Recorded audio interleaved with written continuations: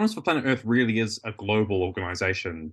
We've got regional working groups for every continent or global region around the world. And so I'm just going to give you a very brief overview of what the Australia/Oceania Regional Group has been doing and who we are and how to get in contact with us, etc. So there are many members of Astronomers for Planet Earth who are in the Oceania region. There are three of us who are part of the core group of Astronomers for Planet Earth, who I would say are more active than most in our region. So me, I'm Adam Stevens. Natasha Hurley-Walker, who is a colleague of mine at ICRA, and Dr. Vanessa Moss, who is at our National Science Research Facility, CSIRO, in Sydney. These are all people who you are more than welcome to get in touch with at any point in time.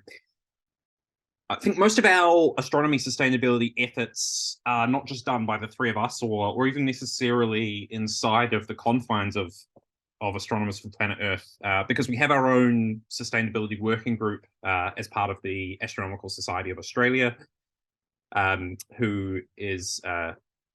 which is chaired by Tamian Nanayakara and Clancy James. There's just a bunch of faces there for sort of the regular people who are involved in this group.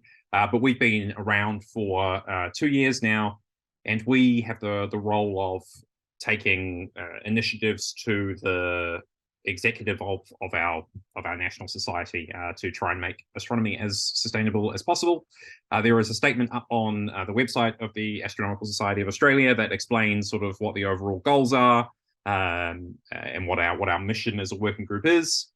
And just to highlight one of the things that we've done in the last few years, if you look at the attendance of people at our national meeting in 2019, so pre-pandemic, which was fully in person, and just take note of what the carbon footprint of that was, of the order 150 tons for flights for everybody to get there, and compare that to a model that we put in place in 2021, which was based on regional hubs such that nobody needed to fly.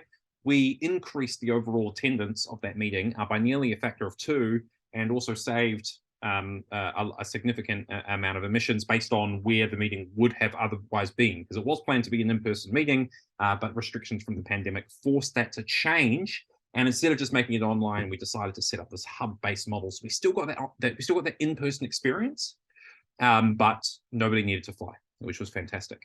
And we've been trying to take that model to something new. So we actually put through a bid to host a fully virtual science meeting on behalf of the ASA in the future. It's not actually going to be happening next year based on the decision of the executive. It's more likely going to be something that now happens in 2024.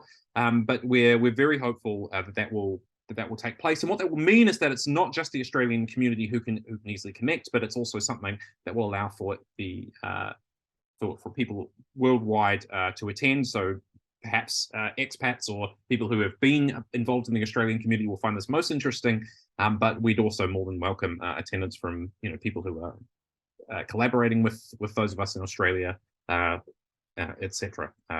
So thank you for your attention, and you are more than welcome to get in touch with me or anybody else about our working group.